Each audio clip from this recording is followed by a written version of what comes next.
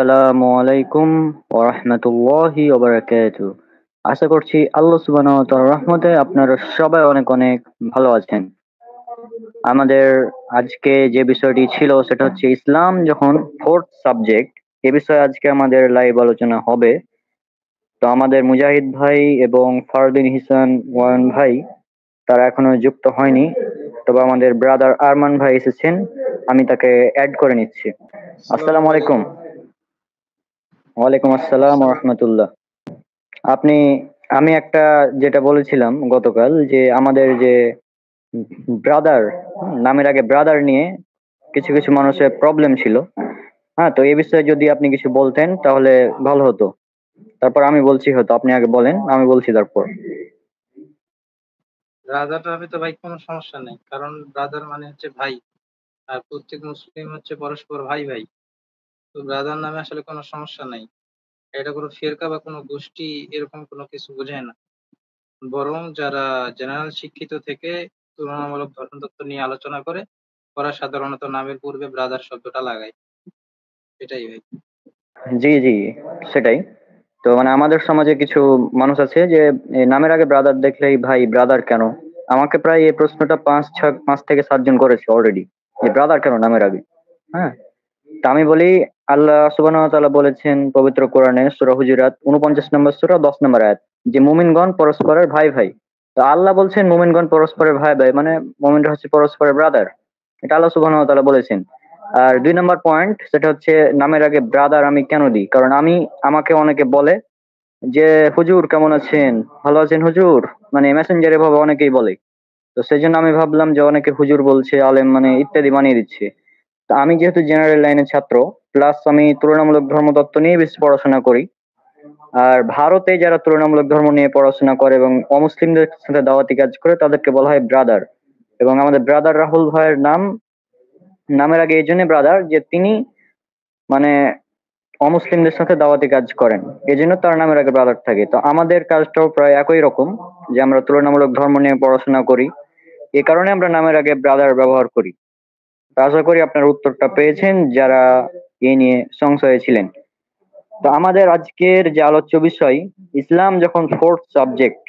আমার এখানে বিদ্যুৎ নাই, তারপরেও আমি চালাচ্ছি ফোনের এমবি দিয়ে। কিন্তু আমাদের যে দুই ভাই ফারদিন ইহসান নয়ন আর মুজাহিদ ইবনু রিজাউল ভাই, তাদেরকে এখনো দেখছি না, তারা আসছে না। আপনাদের বলছি আপনারা দ্রুত যুক্ত হয়ে যান, কারণ আমাদের আলোচনা কন্টিনিউ করতে হবে।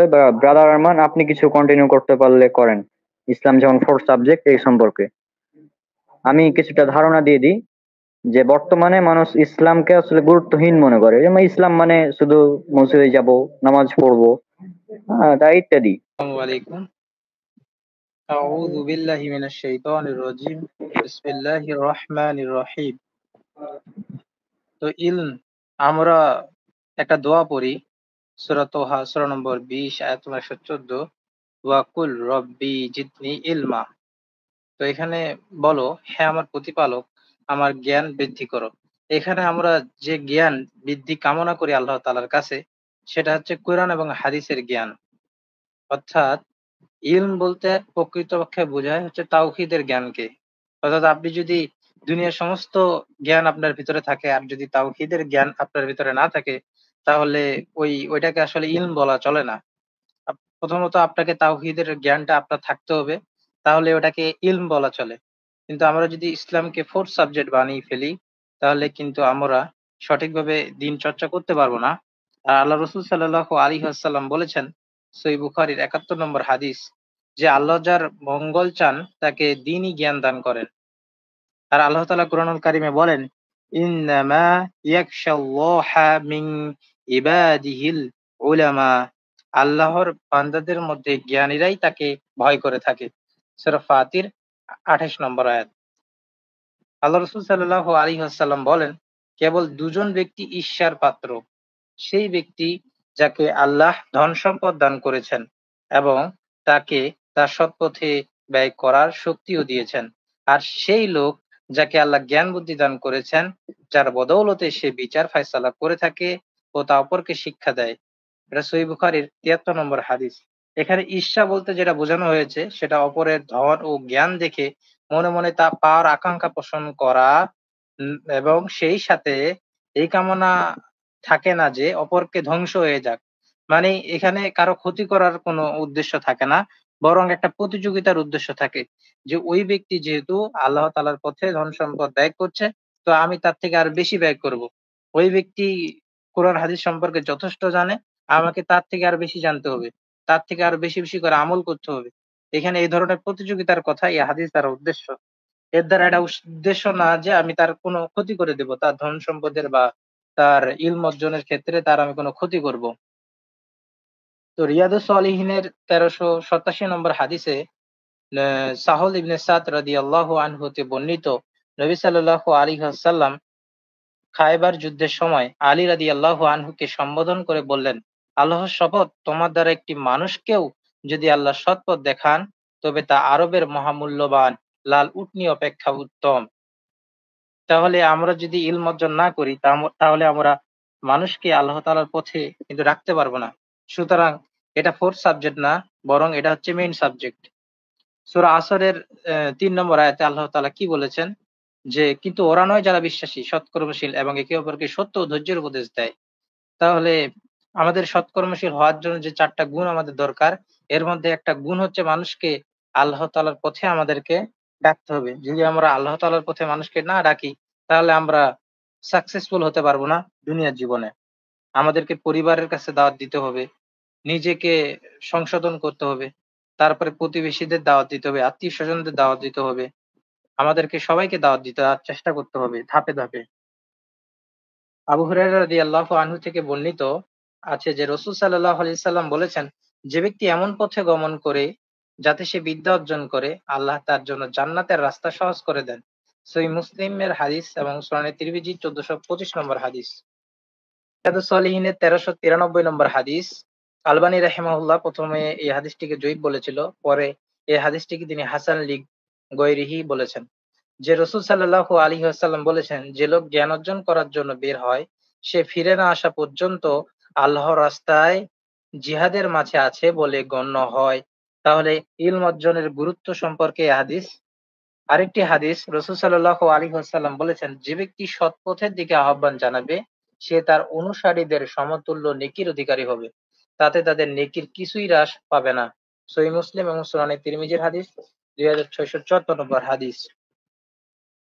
আর যে হাদিসটি আপনাদের আল্লাহ তাআলা কোরআনুল কারিমে বলেছেন সূরা জুমার সূরা নম্বর ৩৯ আয়াত নম্বর ৯, যে কুল হাদ ইয়াস্তাউই ইয়াস্তাউইদ্দাযীনা ইয়া'লামুনা ওয়াল্লাযীনা লা ইয়া'লামুন। বলো, যারা জানে এবং যারা জানে না তারা কি সমান? অর্থাৎ যারা জানে এবং যারা জানে না তারা কিন্তু সমান নয়। কেননা যারা জ্ঞানী তাদের মর্যাদা বেশি। আর যারা জ্ঞানী নয় তারা ভুল করতে পারে, এবং ভুল করলে তারা সেটা যে বুঝার মতো তাদের ক্যাপাসিটিও নাই যে তারা এটা বুঝতে পারবে। এর জন্য ইলম অর্জনের কোনো বিকল্প নাই। আল্লাহ রাসূল সাল্লাল্লাহু আলাইহি ওয়াসাল্লাম বলেছেন সুনানে তিরমিজির হাদিস ২৬৪৯ নম্বর, যে যাকে ধর্মীয় জ্ঞান বিষয়ক কোনো কথা জিজ্ঞাসা করা হয় আর সে যদি উত্তর না দিয়ে তা গোপন করে, কিয়ামতের দিন তাকে জাহান্নামের আগুনের লাগাম পরানো হবে। অর্থাৎ আমরা যে জিনিসটা জানি যে এটা নিঃসন্দেহে ইসলামী শরীয়ত সমর্থিত, আর কেউ যদি সে বিষয়ে আমাদের কাছে জানতে চায় তাহলে সেই বিষয়টি আমাদেরকে জানাতে হবে। আল্লাহ রাসূল সাল্লাল্লাহু আলাইহি ওয়াসাল্লাম বলেছেন, যে ব্যক্তি এমন কোন জ্ঞান অর্জন করলো যার দ্বারা আল্লাহ আজ্জা ওয়া জাল্লার সন্তুষ্টি লাভ করা যায়, তা সে কেবল পার্থিব স্বার্থ লাভের উদ্দেশ্যে অর্জন করলো, কিয়ামতের দিন সে ব্যক্তি জান্নাতের সুগন্ধ পাবে না। অর্থাৎ দুনিয়াদারির জন্য ইলম অর্জন করা যাবে না। ইলম অর্জন করতে হবে আল্লাহর সন্তুষ্টির জন্য। এই হলো সংক্ষেপে ইলম অর্জন করার গুরুত্ব। আর আমরা যদি জান্নাতে যেতে চাই তাহলে আমাদের তাওহীদ আমাদেরকে ঠিক করে রাখতে হবে। আর যদি আমরা ইলম অর্জন না করি, কোরআন এবং হাদিস না পড়ি, তাহলে আমরা আমাদের তাওহীদ ঠিক করতে পারব না। এর জন্য আমাদেরকে সর্বপ্রথম কুরআনুল কারীম এবং সহিহ হাদিস সমূহ পড়তে হবে, যাতে আমরা আমাদের তাওহীদকে ঠিক রাখতে পারি।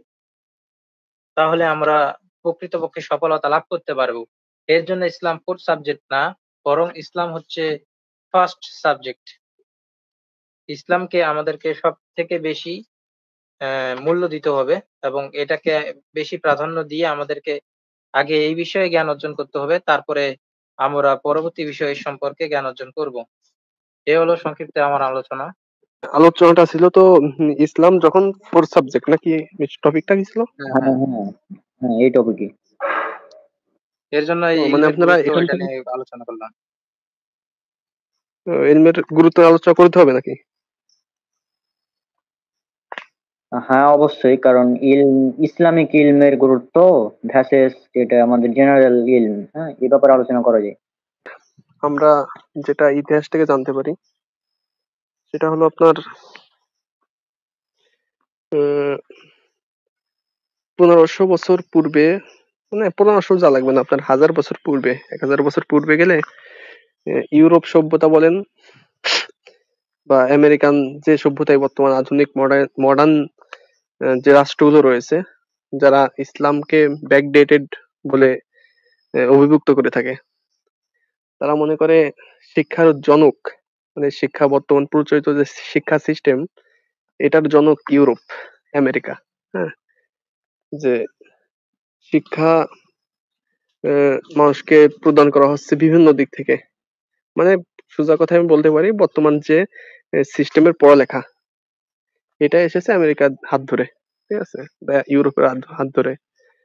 আহ, তারপর যদি বলি নারী শিক্ষা, হ্যাঁ, নারী শিক্ষার কনসেপ্ট এরকম, ওরা বলে যে ইউরোপের নারী অধিকারের পর থেকে নারীদেরকে শিক্ষার অধিকার দেওয়া হয়েছে।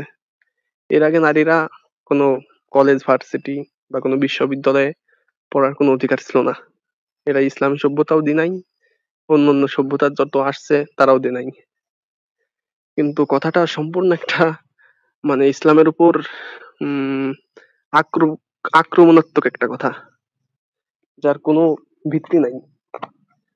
আমি যদি প্রশ্ন করি যে নারীদের যে শিক্ষার অধিকারটা দেওয়া হয়েছে, এটা কত আগে থেকে দেওয়া হয়েছে, তো মেবি উত্তরটা এরকম আসবে যে সেটা আপনার আহ, ইসের, মানে যে হলো ইউরোপে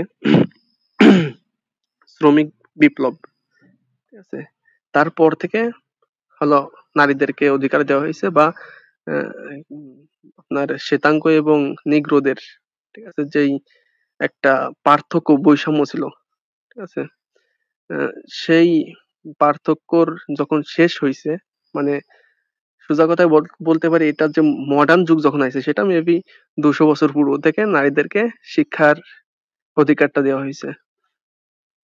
কিন্তু ইসলাম বহুত পূর্বেই বলে রাখছে, হযরত মুহাম্মদ সাল্লাল্লাহু আলাইহি ওয়াসাল্লাম বলেছেন, তলাবুল ইলমি ফারিজাতুন আলা কুল্লি মুসলিম, এলেম অন্বেষণ করা প্রত্যেকটা মুসলমানের উপরে, চাই সে নারী হোক বা পুরুষ হোক, মানে জ্ঞান অন্বেষণ করা প্রত্যেকটা মুসলমান নর নারীর উপর ফরজ করে দেওয়া হয়েছে। সেটা কতটুকু?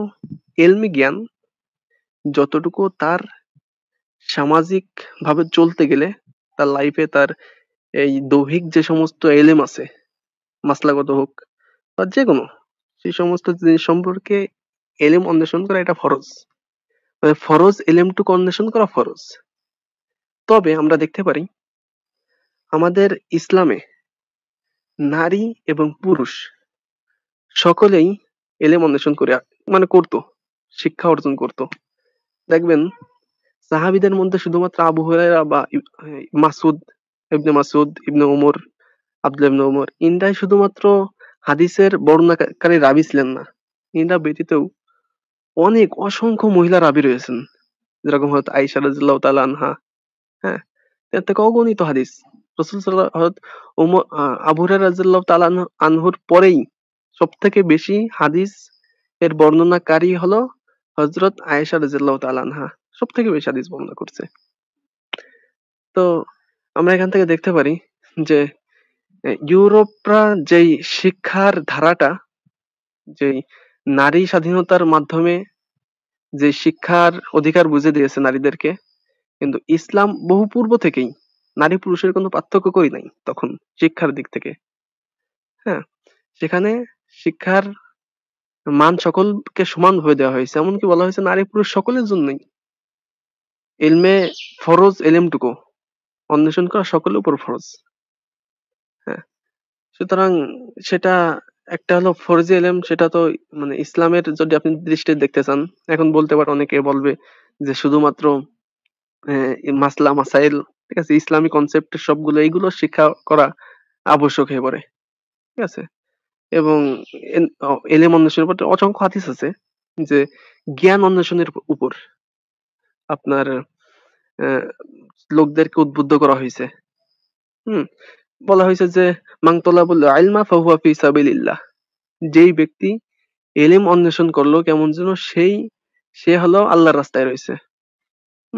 এখানে ফরজি এলেম না, এখানে বলা হয়েছে ইসলামের সাথে সংশ্লিষ্ট যত এলেম আছে, কোরআন হাদিসের এলেম এবং কোরআন এবং হাদিস, এটা যখন আপনি আহ, মানে রিসার্চ করবেন, যখন পড়বেন কোরআন হাদিস, তখন আপনার ওয়ার্ড সম্পর্কে জানতে হবে, ওয়ার্ল্ড, তারপর আপনার বিশ্বে যে সমস্ত জিনিস হয়ে আসতেছে বহুত পূর্ব থেকে, সেই সমস্ত জিনিস সম্পর্কে, তারপর যে জিনিস সম্পর্কে কোরআন হাদিসের সাথে সংশ্লিষ্ট, কোরআন হাদিসের বাইরে রয়েছে, বিজ্ঞান বলেন, হ্যাঁ, সবকিছুই, মানে এভরিথিং এর জ্ঞান অর্জন করা আবশ্যক হয়ে পড়ে বা সংশ্লিষ্ট থেকে যাই, অনুসরণ করা লাগে।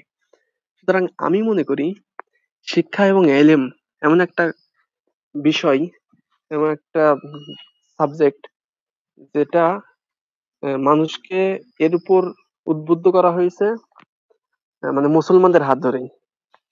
নারীদেরকে শিক্ষার অধিকার বুঝে দেওয়া হয়েছে এটা মুসলমানদের মাধ্যমেই। এমনকি প্রচলিত যে শিক্ষা ব্যবস্থা, এটাও কিন্তু এসেছে মুসলমানদের হাত ধরে। যখন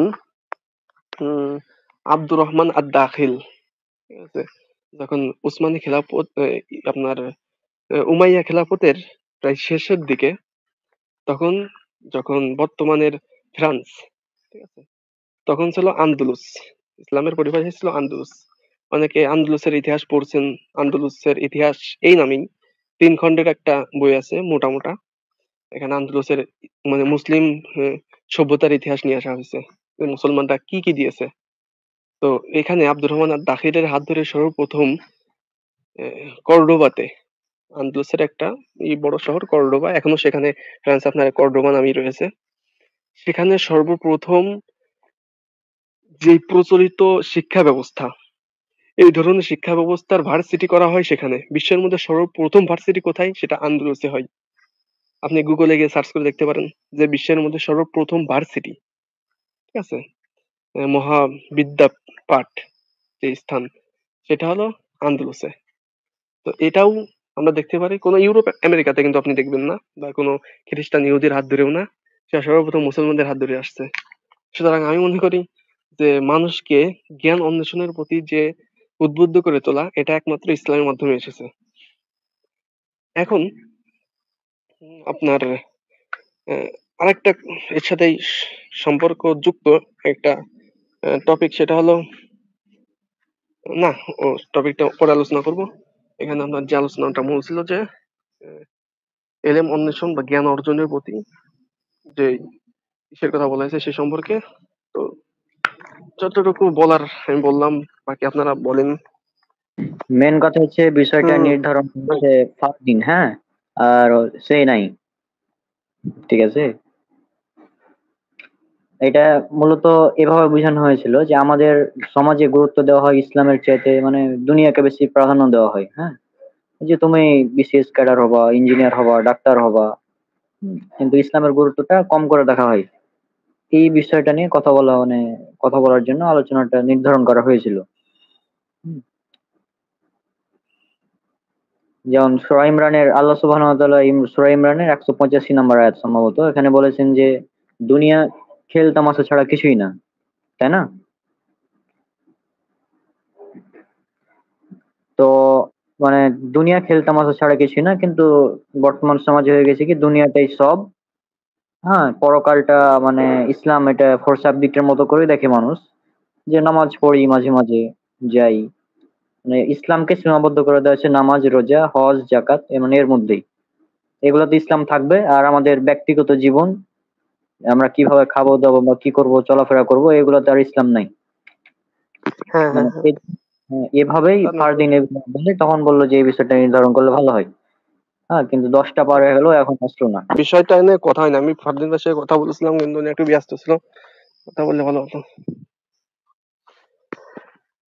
মানে বিষয়টা এমন দেখেন, আহ, আমাদের সমাজে আপনি যে কথাটা বললেন এমনই আসলে। ইসলামটাকে আমরা ফোর্থ সাবজেক্ট হিসেবে রাখছি, এটা অতি বাস্তব কথা। যেটা মানুষের কর্ম দ্বারাই প্রমাণিত। মানুষ আহ, নামাজ মানে নিজের কাজ করতেছে, ঠিক আছে, কাজ করে যদি সময় পায় তখন সে নামাজ পড়তেছে। আজান দিয়েছে, মসজিদে আজান দিছে, একজন দোকানদার সে দোকান চালাচ্ছে, যদি কাস্টমার না থাকে তো ভালো মনে হলে সে যে নামাজ পড়ে আসতেছে।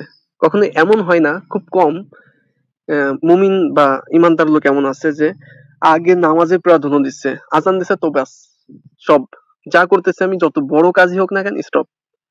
মসজিদের দিকে ডাকতেছে, মজিন বলতেছে আল্লাহু আকবার আল্লাহু আকবার, সঙ্গে সঙ্গে সে সমস্ত কাজ অফ করে দিয়ে মসজিদের দিকে ছুটে আসছে। এটা খুবই কম হয়।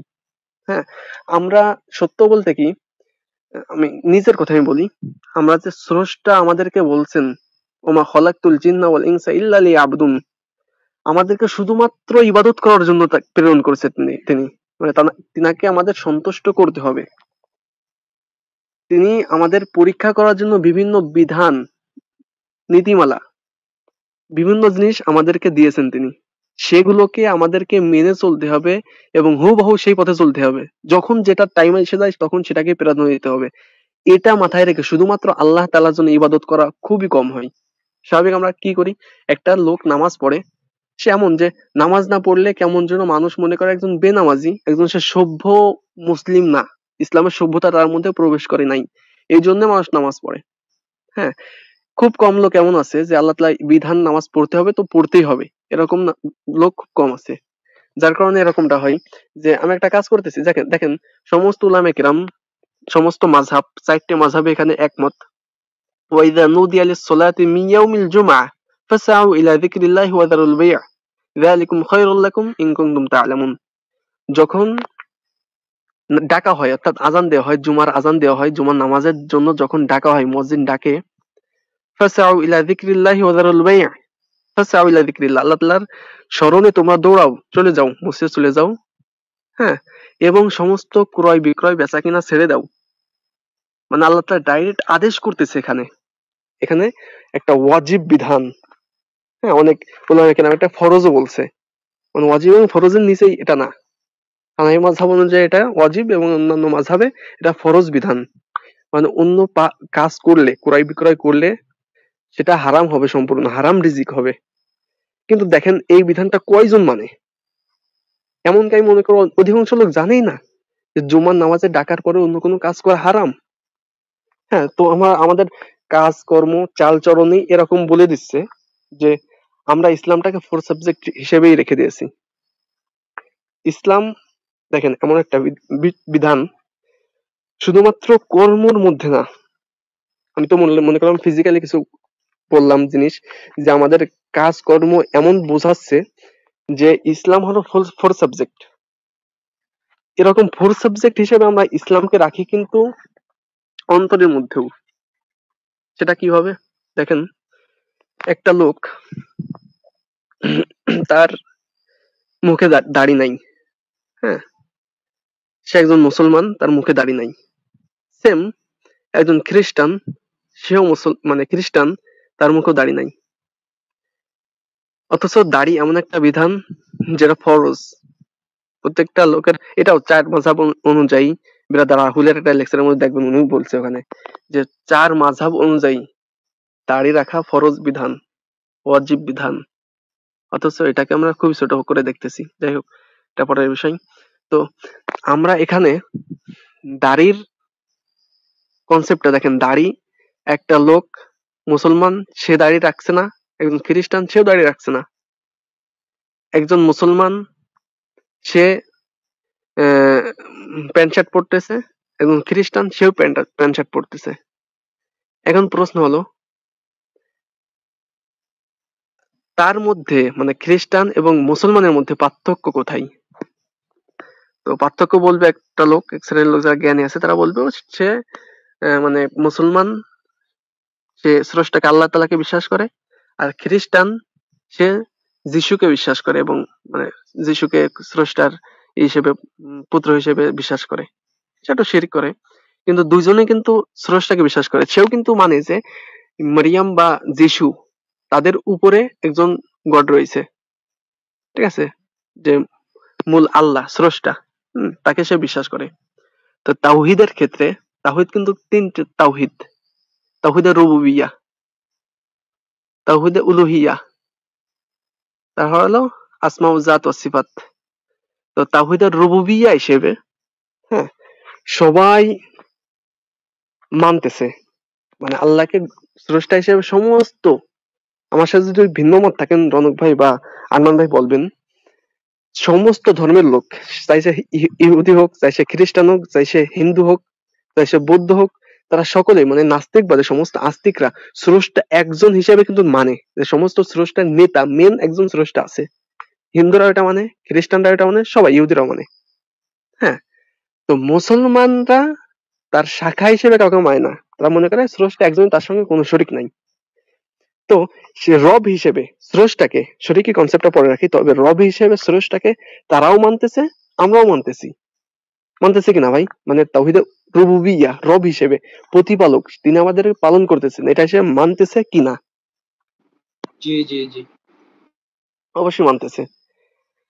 এখন আমার বিষয়টা আছে তিনটে সাবজেক্ট ক্লিয়ার করতে। দ্বিতীয়টা আসে হলো তাওহীদে উলুহিয়্যাহ, আল্লাহ তাআলাকে ইলাহা হিসেবে বা অলি হিসেবে। অলি শব্দ অর্থ কি? অলি অভিভাবক। হ্যাঁ, অলি হিসেবে, অলি বলতে এমন যে তিনি যেটা আমাদেরকে করতে আদেশ করেছেন সেটা আমি করব, যেটা আমাকে করতে নিষেধ করেছেন সেটা আমি করব না, সেটা পরিত্যাগ করব। এটাকে বলা হয় তাওহীদে উলুহিয়্যাহ, ইলাহ হিসেবে গ্রহণ করা। এখন আসেন, এখানে সমস্ত মুসলমান ধরা খেয়ে যাবে। প্রথম রুবুবিয়্যাহর ক্ষেত্রে না সে শরিক টরিক দিয়ে বিভিন্ন জিনিসই সে বেঁচে আসতে পারে, যে অন্য ধর্মরা তারা শরিক করতেছে, আমি শরিক করি না। কিন্তু ইলাহার ক্ষেত্রে হাজারো মুসলমান ধরা খেয়ে যাচ্ছে। সেটা কিভাবে? দেখেন, আল্লাহ সুবহানাহু ওয়া তাআলা বলতেছেন, আমাকে ইলাহ হিসেবে গ্রহণ করো। লা ইলাহা ইল্লাল্লাহ, লা ইলাহা, ওলি বা ইলাহা বা স্রষ্টা কেউ নাই ইল্লাল্লাহ, আল্লাহ ব্যতীত। মানে আল্লাহ ব্যতীত সমস্ত স্রষ্টাদেরকে নাকিস করে দেওয়া হচ্ছে, মানে তাকে এক ইলাহ হিসেবে গ্রহণ করা হচ্ছে। আল্লাহ তাআলা রব, তো সেটা ছিল প্রথম সাবজেক্টে তাওহীদে রুবুবিয়্যাহর ক্ষেত্রে। কিন্তু তাওহীদে উলুহিয়্যাহর ক্ষেত্রে আল্লাহ ইলাহা, তিনি সমস্ত জিনিসের কর্ম বিধায়ক, তিনি যেটাকে বলবেন, আদেশ করবেন করতে, সেটা আমার করতে হবে, যেটাকে আমাকে নিষেধ করবেন সেটা আমার পরিত্যাগ করতে হবে। আদৌ কি আমরা এটা করতেছি? আমি তো মনে করি না। শুধু নামাজ পড়া, এটা শুধু আল্লাহ তাআলার আদেশ না, আরো অনেক আদেশ আছে।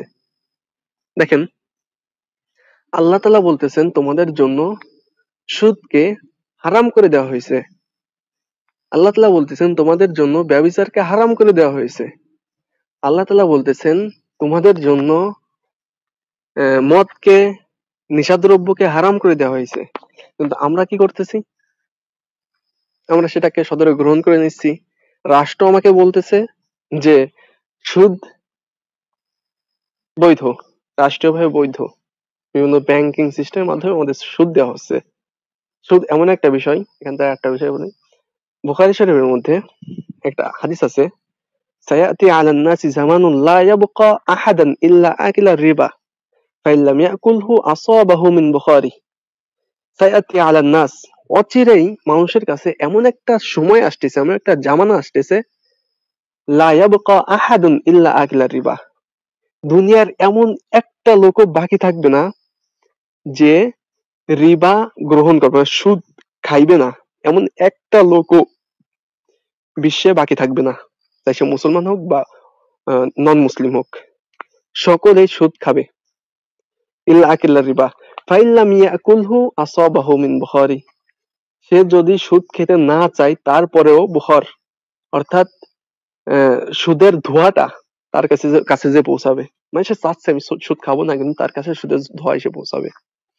যাক, এটা আখিরুজ জামানের একটা সাইন, এটা ভিন্ন বিষয়। কিন্তু সুদের বিষয়টা এখানে আমরা এটাকে ব্যাপক করে দিচ্ছি, স্বাভাবিক করে দিচ্ছি।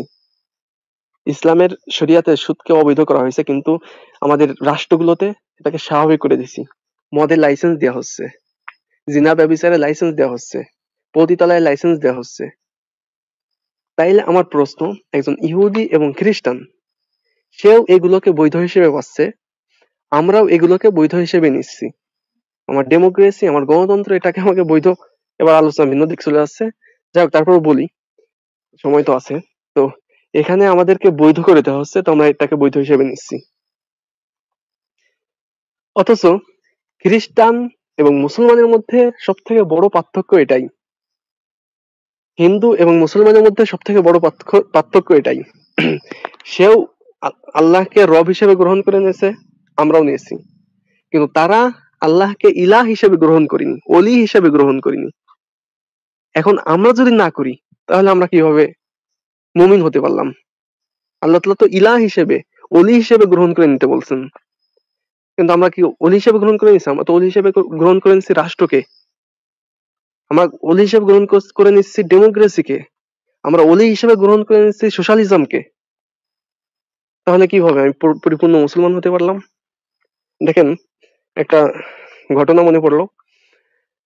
রাসূল সাল্লাল্লাহু আলাইহি ওয়াসাল্লাম, ওনার কাছে একটা আয়াত নাজিল হলো যে আল্লাহ তাআলা আয়াত নাজিল করলেন, একটা একটা হলো এই সম্পর্কে বলা হচ্ছে, মানে খ্রিস্টানদের যারা পাদ্রী ছিল, ধর্মযাজক ছিল, এবং তাদের যারা নেতা ছিল, মানে সমাজের নেতা ছিল, তাদের সম্পর্কে বলা হচ্ছে যে তারা, আয়াতটা আমার মনে পড়তেছে না, সে অর্থটা মনে আছে, যে তারা সকলে মুশরিক, শিরিক করেছিল এইভাবে যে তারা আমাকে বাদ দিয়ে, ইত্তাখাযু আউলিয়া রুহবানা আরবাবাকুম ওয়া রুহবানাকুম আউলিয়া মিন দুনিল্লাহ, এরকম একটা আয়াত, যে নাউজুবিল্লাহ, যে তারা আল্লাহ তাআলাকে ব্যতীত তাদের ধর্মযাজকদেরকে, ধর্মগুরুদেরকে এবং তাদের সমাজের নেতাদেরকে তারা ওলি হিসেবে গ্রহণ করে নিয়েছিল, মানে স্রষ্টা হিসেবে গ্রহণ করে নিয়েছিল। ঠিক আছে, তার জন্য তারা মুশরিক, মানে আল্লাহর স্থানটা তারা তাদের ধর্মযাজক এবং তাদের সমাজের নেতাদেরকে দিয়ে দিচ্ছিলেন। তো এই আয়াতটা যখন নাজিল হলো, তখন হযরত সালমান ফারসি, আমার শিওর মনে পড়তে, হ্যাঁ সালমান ফারসি না কোন একজন সাহাবী, যাক বড় একজন সাহাবী, তিনি মানে খ্রিস্টানদের একজন পাদ্রী ছিলেন। তিনি রাসূল সাল্লাল্লাহু আলাইহি ওয়াসাল্লাম, বুখারীর মধ্যে হাদিসটা আছে, তো তিনি রাসূল সাল্লাল্লাহু আলাইহি ওয়াসাল্লামের কাছে চলে আসলেন, এসে বললেন, হে আল্লাহর রাসূল, আমার সন্দেহ হচ্ছে না, আমার খটকা লাগতেছে, তার জন্য আপনার কাছে একটা প্রশ্ন করতেছি, আমি করতে পারি? রাসূল বললেন, হ্যাঁ করো, কি প্রশ্ন? তখন তিনি বললেন যে আল্লাহ তাআলা যে আয়াতটা নাজিল করেছে যে খ্রিস্টানরা তাদের ধর্মযাজকদেরকে, মানে পাদ্রীদেরকে এবং তাদের সমাজের নেতাদেরকে প্রভু বা স্রষ্টা হিসেবে গ্রহণ করে নিয়েছিল, এইভাবে তারা শিরিক করেছিল। হে আল্লাহ রাসূল, এরকমটা তো, আমি তো ধর্মযাজক ছিলাম, আমি তো একজন পাদ্রী ছিলাম, আমাদেরকে তো কখনোই তারা স্রষ্টা হিসেবে গ্রহণ করি নাই, আমরা তাদের একজন নেতা ছিলাম বা খাদেম ছিলাম, এটা ছিলাম, এরকমটা তো হয়নি, তা আমাদের সামনে দেখছি আমরা, কিন্তু আল্লাহ তাআলা এই কথা কেন বললেন?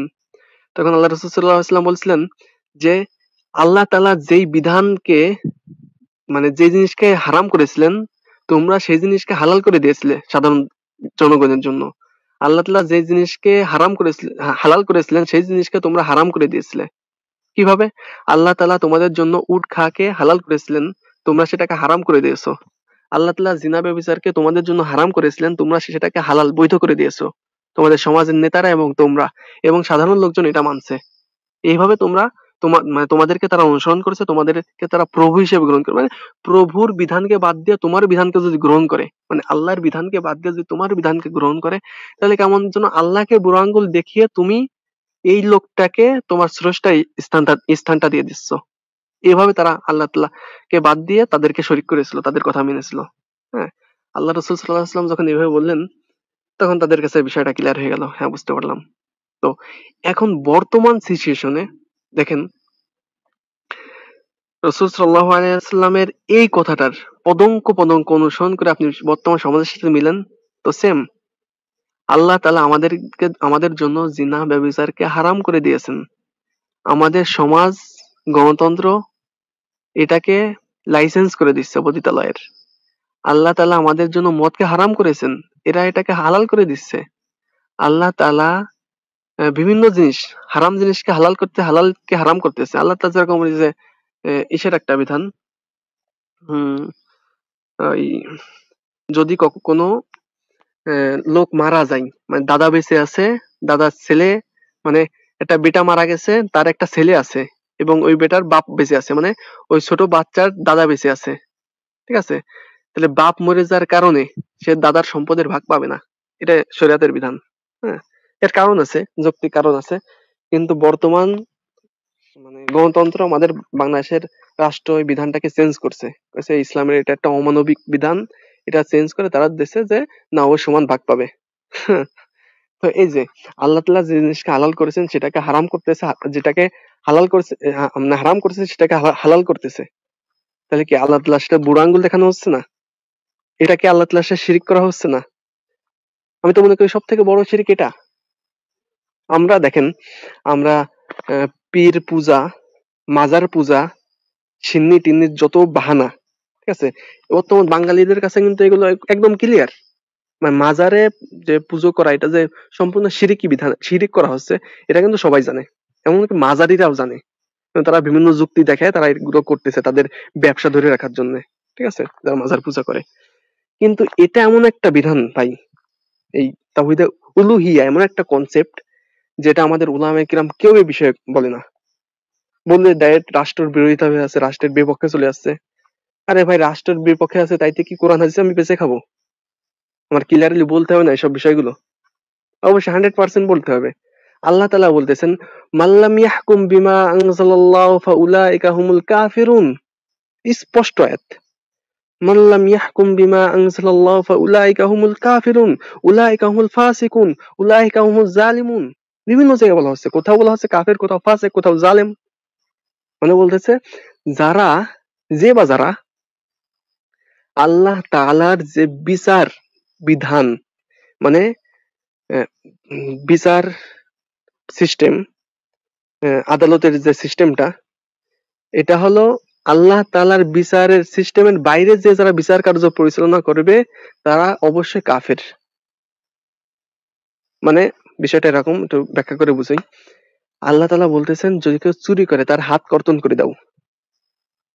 আল্লাহ তাআলা বলতেছেন যদি কেউ জিনা ব্যভিচার করে তাহলে হয় তাকে দেশান্তর করো, আর নাহলে তাকে সঙ্গে সার করো। আল্লাহ তাআলা বলতেছেন হত্যার বিপরীতে হত্যা। কিন্তু আমাদের সমাজের গণতন্ত্র বলতেছে জনগণের, government by the people for the people and, মানে জনগণের স্বার্থে, জনগণের জন্য, এক কথায় সমস্ত ক্ষমতার উৎস জনগণ। তো জনগণ যেটাকে নির্ধারণ করেছে, আল্লাহর সাবজেক্টটাকে পুরোই বাদ দিয়েছে, দিয়ে জনগণ যেটাকে নির্ধারণ করেছে, হাত কাটা বিধানকে বর্বর মনে হয়েছে, ব্যাকডেটেড মনে হচ্ছে, বাদ দিয়ে দিয়েছে। জিনা ব্যভিচারকে সঙ্গে সার করার কথা বলা হয়েছে ইসলামে, বাদ দিয়ে দিছে। তো এগুলো কি হচ্ছে? আল্লাহ তাআলাকে অস্বীকার করা হচ্ছে না? আল্লাহ তাআলা এই কথাটা বলছেন, যে ব্যক্তি আল্লাহ তাআলার বিধানকে বাদ দিয়ে অন্য কোনো বিধান অনুযায়ী বিচার কার্য পরিচালনা করবে তারাই কাফের, তারাই অস্বীকারী। আল্লাহ তাআলার বিধানকে অস্বীকার করতেছে, এরা অবশ্যই কাফের আর তাগুত। কিন্তু আমরা এটা থেকে খুবই মানে উদাস, এগুলোকে আমরা সেভাবে আমরা নিচ্ছি না, প্রেজেন্ট করছি না মানুষের সামনে। অথচ আমাদের উচিত ছিল এগুলোকে মানুষের সামনে বারবার চর্চা করা, মানুষকে খুব জানানো। তারপর আরো আছে তাওহীদে উলুহিয়ার পরে তাওহীদে রুবুবিয়্যা, উলুহিয়া, আসমা ও জাতি ওয়া সিফাত। আলোচনা আরো লম্বা হতো। রনক ভাই কিছু বলেন? হ্যাঁ, মূল কথা যেটা সেটা হচ্ছে যে মানে আপনি যেটা আলোচনা করলেন, হ্যাঁ, এটা হচ্ছে মূলত বাংলাদেশ, ভারত, পাকিস্তান, এই দেশগুলা যে রয়েছে উপমহাদেশের, এখানে মানে ইসলাম নাই। হ্যাঁ, মুসলিম আছে তবে এখানে ইসলাম নাই, মানে রাষ্ট্র ইসলামিক ভাবে পরিচালিত হয় না। হ্যাঁ, ফাসিক রাষ্ট্র হ্যাঁ, হ্যাঁ, হিসেবে বলা যায়।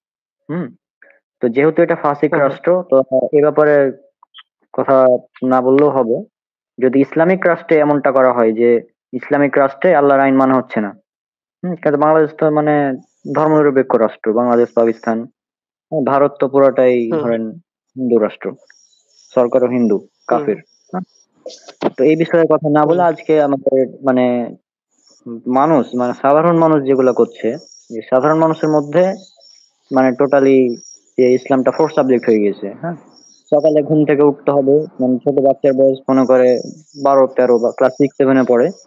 হুম, তাকে সকাল 6টা-7টার সময় ঘুম থেকে উঠতে হবে। কেন? কারণ প্রাইভেট আছে একটা, কোচিং আছে, তারপরে স্কুল আছে। এই জন্য তোমাকে সকাল 6টার সময় ঘুম থেকে উঠতে হবে। কিন্তু 5:30 বা 5টার সময় যে ফজরের সলাত আছে, সেই জন্য আর উঠাবে না। কারণ এত সকালে উঠলে তো নামাজ পড়ে তারপর আবার ক্লান্ত হয়ে যাবে। হ্যাঁ, এত সকালে উঠলে তো আর মানে ক্লাসে ঠিক মতো থাকতে পারবো ইত্যাদি চিন্তা ভাবনা। তারপর রাত 12টা-1টা পর্যন্ত পড়াশোনা করতে হবে। নাহলে পরীক্ষায় ভালো রেজাল্ট করা যাবে না, এরকম। হুম। তো ফারদিন তবে ভাই, ফারদিন এটা রনক ভাই মাঝখানে আপনি যে কথাটা বললেন যে আমাদের হুম, ফাসেক রাষ্ট্র, হ্যাঁ ঠিক আছে ফাসেক রাষ্ট্র, তবে আমাদের হুম, জনগণকে আমরা রাষ্ট্রের বিরুদ্ধে যদি কিছু করতে না পারি, সর্বনিম্ন আমাদের তো এই সম্পর্কে জনগণকে অবশ্যই জানাইতে হবে, সতর্ক করতে হবে।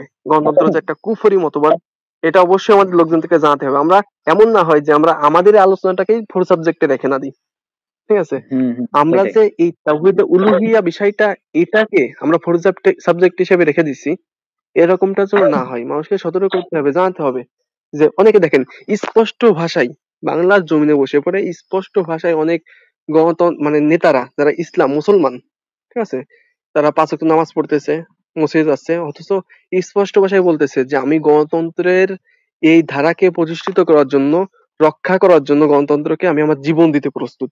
স্পষ্ট বলে আমাদের নেতাগুলো। এরা কেন বলে?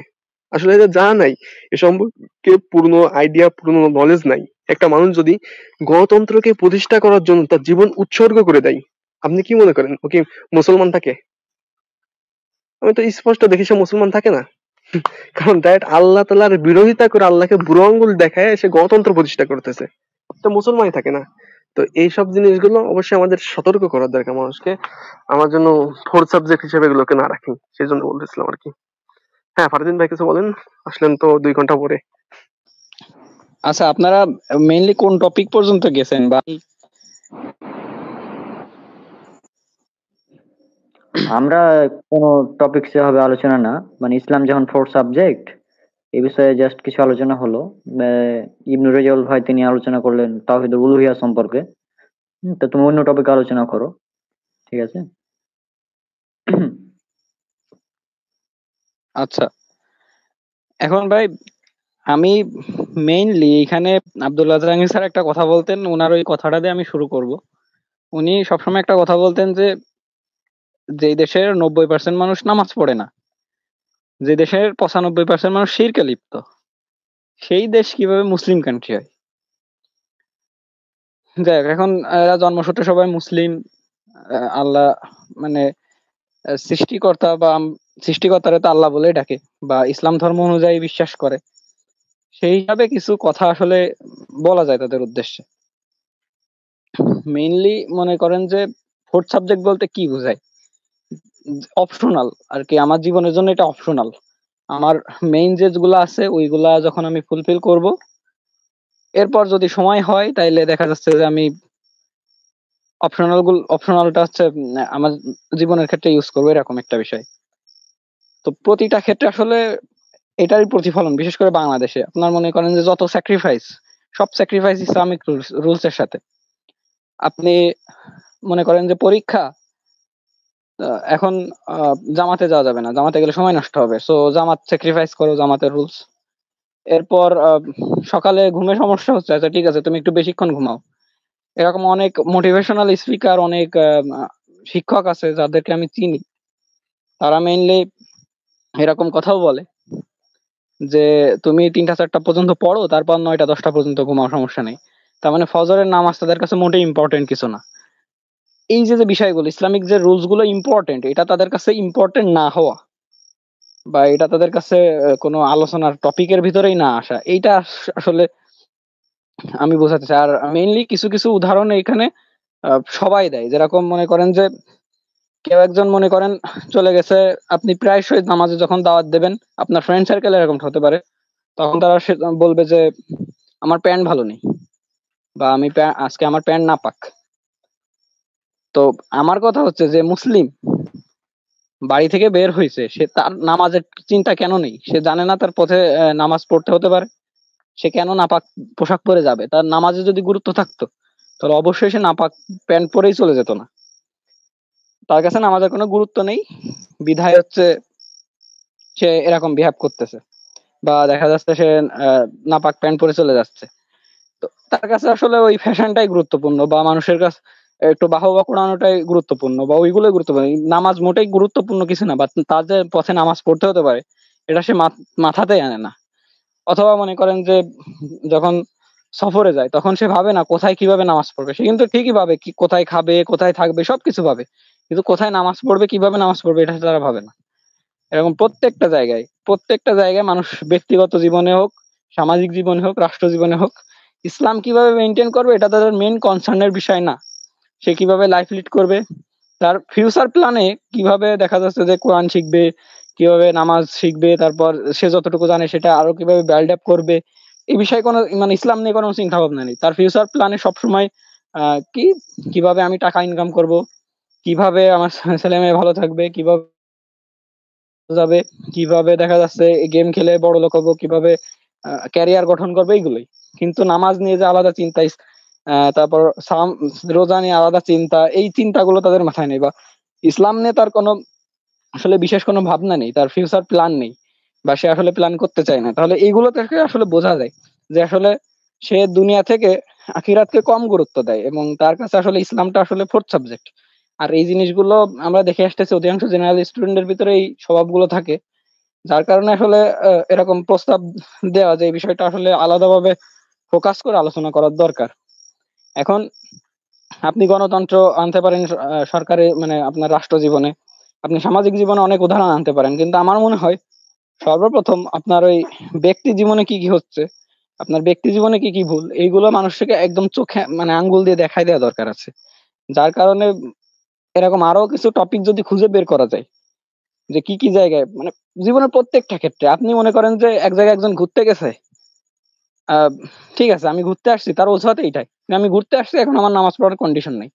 কিন্তু যে জায়গায় নামাজ পড়ার কন্ডিশন নাই, তুই মুমিন, তুই কিভাবে যাবি সেখানে? এইটা তার তার মাথায় আসে না। এটা হচ্ছে বিষয়। আর এই হচ্ছে মানে ইসলামকে ফোর্থ সাবজেক্টে নেওয়ার, শুধু ফোর্থ সাবজেক্ট না, একেবারে অপশনালের থেকে অপশনাল, মানে এটা ওই করলে করলাম না করলে না করলাম, এরকম একটা বিষয়। তো আসলে এটার ফোর্থ সাবজেক্টও বলা যায় না, এটার আসলে মানে কি বলবো যে শখের বিষয় হয়ে গেছে, শখের বিষয়। সাবজেক্ট ফোর্থ সাবজেক্ট হলেও তো তার একটা গুরুত্ব থাকে না, করা লাগবে, কিন্তু এটা হচ্ছে শখের বিষয়, কোনো গুরুত্ব নাই, এরকম একটা বিষয় হয়ে গেছে, ফোর্থ সাবজেক্ট থেকে নিচে।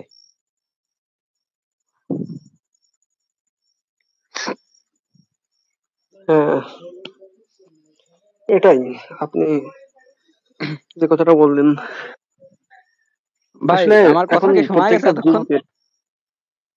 হ্যাঁ হ্যাঁ, গেছে গেছে। আসলে ফারিন ভাই কি হয় আমি বলতেছি, আচ্ছা আচ্ছা। যখন আপনি কোনো কথা বলতেছেন বুঝছেন, তখন যদি আপনার কথার মাঝখানে কেউ সাড়া না দেয়, নিজের কাছে কেমন যেন একটা আনইজি ফিল হয়, ঠিক আছে, যে কথা আমার শোনা যাচ্ছে কিনা, আমি কি একা একাই বকতেছি। এই জন্য আসলে আমাদেরও এরকম মিউটে না থেকে একটু কথা আর একজন বললে তার কথাই সাড়া দেওয়া উচিত, তাহলে কথা একটা আলাদা একটা জোশ ফিরে আসে। হ্যাঁ সেটাই আমি ভাবতেছিলাম যে কেউ সাড়া দিচ্ছে না, তার মানে কি আমি একা একাই বকতেছি নাকি শোনা যাচ্ছে না নাকি? আমার আমার মিউট থাকার কারণ হচ্ছে আমার ঠান্ডা লেগে আছে, তো কাশি হচ্ছে প্রায় 10 সেকেন্ড পর পরই, হ্যাঁ। এই জন্য মিউটটা আছি আমি। আহ তো ফারদিন ভাই যে কথাগুলো বললেন আসলে ভাই খুবই আচ্ছা। মানে মানুষের মধ্যে একটা রিয়েল কিছু কথা বললেন।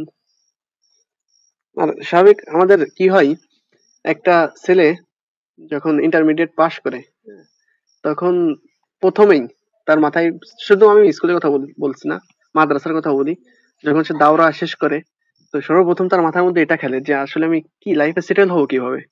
হ্যাঁ, এটা জেনারেল শিক্ষিত ছেলে, সে যদি মনে করেন একটা শিক্ষিত লেভেলের ছেলে হয়, তো সে তখন এটা ভাবে যে আমি কিভাবে ভালো কিছু হব, ভালো একজন ইঞ্জিনিয়ার হব, ভালো একজন ডাক্তার হব। হ্যাঁ, না আমি কিভাবে ইউএসএ তে সেটেল হতে পারবো, মানে ইউএসএ বা ইউকে সব জায়গায় আমি সেটেল হতে পারলে কেমন যেন আমার লাইফে আর কিছুর প্রয়োজন নাই। হ্যাঁ, আর তারপরে যে আমি লাইফে যে কিছু করতে পারি, তারপর একটা দ্বিতীয় সাবজেক্টে থাকে, সেটা হলো একটা ভালো স্ত্রী বিয়ে করতে পারলে এটা আমার হয়ে গেছে, আর কিছু লাগবে না। আর শেষ জীবনে যে একটু ব্যাংকিং ট্যাঙ্কিং ব্যাংকে কিছু টাকা লাগবে রাখবে, পেনশনের কিছু টাকা হবে, ঠিক আছে। এটাই হলো তার জীবনে, একটা শহরের উপর একটা বাড়ি করবে 10-12 তলা, এটাই তার জীবনের টার্গেট হয়ে দাঁড়ায়।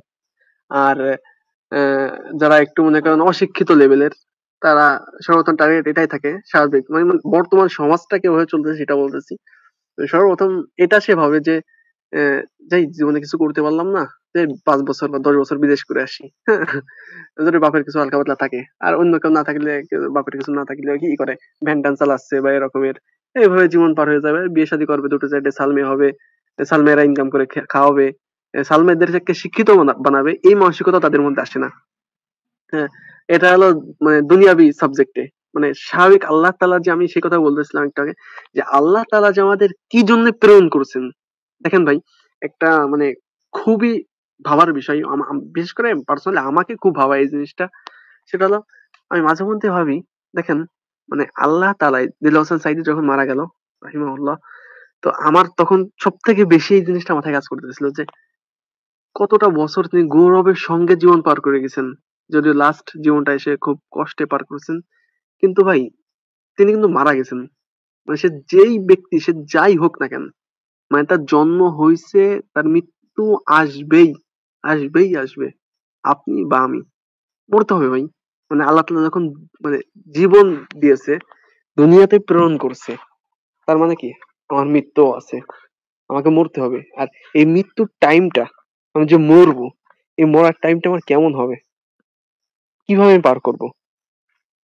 মানে এই জিনিসটা ভাবলে না ভাই, একাকী ভাববেন এক সময়, খুব খুব গভীরে নিয়ে চলে যাবে আপনাকে। আমি কি করতেছি, আমার মানে কি করা উচিত ছিল আমার, আমি জীবন সাজাবো কিভাবে, 40 বছর পরে আমার কি ক্যাপাসিটি কি হবে, আমি কোথায় আমি ইস্টাবলিশ হতে পারবো কি পারবো না, এইসব নিয়ে আমার ভাবনায় পড়ে থাকে। এইসব নিয়ে ভাববেন ভাই, সমস্ত ভাবনা হারাই যাবে।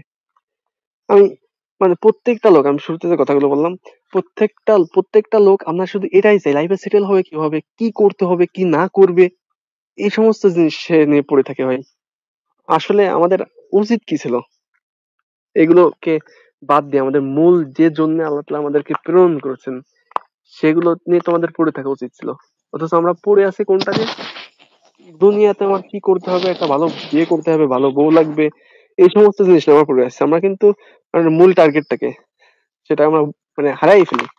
এর জন্য আমি একজন মানুষের একটা কথা শুনছিলাম, যে দিনের মধ্যে সর্বনিম্ন 3 বার তুমি মৃত্যুর কথা স্মরণ করো। মানে এটা ভাবো যে আহ, তোমাকে আল্লাহ তাআলা জীবন দিছে, তার মানে তোমার মৃত্যু আছে, তুমি মরতেই হবে তোমাকে। তোমার মরার টাইমটা কেমন হবে, মৃত্যুর পরের সময়টা, তুমি দুনিয়াতে তো এইভাবে হেসে খেলে তুমি সময় পার করতেছো, তোমার মৃত্যুর পরের টাইমটা কেমন হবে, সেই জগৎটা কেমন হবে, তুমি কিভাবে পদার্পণ করবে সেখানে, কবর, হাসর, এই সময়গুলো কিভাবে পার হবে, মানে কি করবো ভাই, এই জিনিসগুলো ভাবতে বলা হয়েছে। যদি কোনো ব্যক্তি মানে দিনে 3 বার না ভাই, প্রত্যেক রাত্রে একবার যদি ঘুমানোর আগে এই জিনিসগুলো ভাবে না ভাই, আমি মনে করি সে দুনিয়ার প্রতি আসক্তটা থাকবে না তার মধ্যে। এই ইসলামকে ফোর্থ সাবজেক্ট হিসেবে রেখে অন্য দিকে, দুনিয়ার দিকে যে মানে পুরো ফোকাসটা করা, লাইফ স্টাইল হওয়া, লাইফ এস্টাবলিশ হওয়া, এই ফোকাসটা কারোর মধ্যে থাকবে না। তার ফোকাসটা থাকবে আখেরাতকে ভাই সাজানো, আর আরেকটা 40 জিনিস ভাই, বছর পরে আপনার যে কি এখানে করবে। আমাদের আরেকটা জিনিস ভাই, রেজাল্ট ভাই, হ্যাঁ এখানে হ্যাঁ আমাদের একটা মেইনই কি, যে আমরা এমন জায়গায় টেনশন করি বা এমন জায়গায় ফোকাস করি, যে জায়গাটা আসলে দায়িত্ব, মানে রিজিক রিজিক নিয়ে আমাদের তো তত টেনশন, অথচ ওই দায়িত্বটা কিন্তু হুম হুম, আল্লাহর কাছে, আমাদের জাস্ট কষ্ট করা লাগবে। হ্যাঁ এবং হ্যাঁ অবশ্যই যে ট্রাকে কষ্ট করলে আমরা সঠিকভাবে, আমাদের দোয়া করতে হবে যেন আল্লাহ হালাল রিজিক দেন, এবং আমাদের কষ্ট করার মন মানসিকতা করতে হবে। আল্লাহ কিন্তু ঠিকই আমার জায়গায় আমাকে নিয়ে যাবেন। হ্যাঁ, সেটাই। এখন আমাদের যত রিজিকের টেনশন দায়িত্ব আল্লাহ ওইটা তাআলাই নিয়ে, আর নিয়ে একটা নিচ্ছেন। জিনিস হচ্ছে যে মানে আর একটা জিনিস হচ্ছে কি, যে আমাদের এই বস্তুবাদী সমাজ, আমি সেকুলারিজম নিয়ে কেন এত কথা বলতে চাই, বা কেন এটা নিয়ে সিরিজ চালু করতে যাচ্ছি, বা এটা নিয়ে এত আলোচনা করতে চাচ্ছি, দেখেন আপনার এই যে বস্তুগত যে আপনার জগৎ রয়েছে, এখানে আপনার আখিরাতের কোনো ব্যাপার স্যাপারই নাই। আপনার ওই হুম লার্নিং গুলো দেওয়া হয় না। আপনি যে বললেন যে ভাববে রাতে রাতে একবার শুয়ে ভাববে, এই ভাবনাটা তার মাথায় দেওয়া হয় না। হুম, তার মাথায় কি ভাবনা দেওয়া হয়, যে তুমি ভবিষ্যতে কি করবা এটা নিয়ে তুমি রাতে ঘুমানোর আগে ভাবো। তুমি এইটা কিভাবে করবা, ওইটা কিভাবে করবা, দুনিয়া এর সাথে কিভাবে চলবা, ওর সাথে কিভাবে চলবা। আর ভাই এখন রাত 3টা 4টা পর্যন্ত খেলে গেম, ওর মাথায় এই ভাবনা আসবে? সেটাই তো আসলে এই জন্যই মানে আজকে মাঝখানে একটা কথা যুক্ত করে দিই। আসলে বস্তুবাদী চিন্তাধারা না, এটা সম্পূর্ণ টিকে আছে কিন্তু আপনার এভলিউশনের উপর। ঠিক আছে, মনে করেন এটার মূল ভিত্তি হলো বিবর্তনবাদের উপর। বিবর্তনবাদ না থাকলে কিন্তু বস্তুবাদ হারাই যাবে।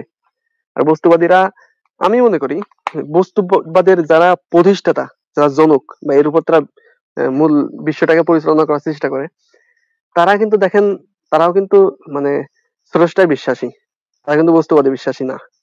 ঠিক আছে, কিন্তু তারা বিশ্ববাসীকে বস্তুবাদের এই মজাটা ভোগ করিয়ে তারা কিন্তু অর্থ লুটে নিচ্ছে মানুষের কাছ থেকে। তার টার্গেট কিন্তু মানুষের অর্থ। ঠিক আছে, মানে একটা গভীর বিষয়। জায়নিস্টরা, মানে আপনার ইহুদিরা, তারা কিন্তু বস্তুবাদকে বেশি প্রমোট করে বিভিন্ন অঙ্গি ভঙ্গিতে, সবকিছুতেই। বিভিন্ন কাজও আছে তাদের বস্তুবাদকে প্রমোট করার। অথচ তারা কিন্তু সব থেকে বড় পাক্কা ধার্মিক। মানে মুসলমানদের মধ্যে যদি আপনার 80% ধার্মিক থাকে, পাক্কা ধার্মিক, ইহুদিদের মধ্যে কিন্তু আপনার 98% পাক্কা ধার্মিক। ঠিক আছে, অথচ ওরাই আমাদের একটা মানে একটা বিস্তারিত আলোচনার বিষয়টা। তো এরা রৌনক ভাই চলে গেছে নাকি? এটা কি বলে ফারদিন ভাই? ফারদিন ডিসকানেক্ট হয়ে গেছে, যার কর কোনো হয়তো ডিভাইসের প্রবলেম, যাই হোক আসলে আবার অ্যাড করে দিচ্ছে, সমস্যা নেই। হুম। তো ওটাই দুনিয়া মানে মূলত ধোঁকা ছাড়া তো আর কিছু না, এটা আল্লাহ তাআলা বারবার বলেছেন, তাই না, পবিত্র কোরআনে। হুম। আর দুনিয়া ছাড়া কিছুই নয়। ওমা ঠিক আছে, দুনিয়া। হ্যাঁ হ্যাঁ, সূরা আনামের 6 নম্বর সূরা 32 নম্বর আয়াত। তো এখন দুনিয়াকে এমন ভাবে প্রাধান্য দেওয়া হচ্ছে যে এটাই হচ্ছে মেন পরকাল। এটা একটা মানে মানুষ পরকালে যে আসলে বিশ্বাস করে কিনা এটাও একটা ব্যাপার, মানে কাজকর্মে তো প্রমাণ সেরকম পাওয়া যায় না। মানে বিষয়টা হচ্ছে মানুষে বলে পরকাল বলে কিছু আছে, এই জন্য আমরা বলি, অনেকেই আছে এরকম। হুম। এই জন্য আর হ্যাঁ, আর একটি রৌনক ভাই, এই যে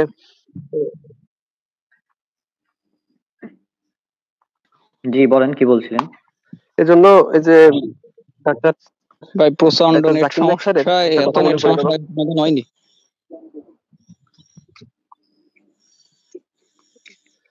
হ্যাঁ হ্যাঁ, বড় লোক মানুষ বাড়ি ওয়াইফাই আনতে পারেন না ভাই?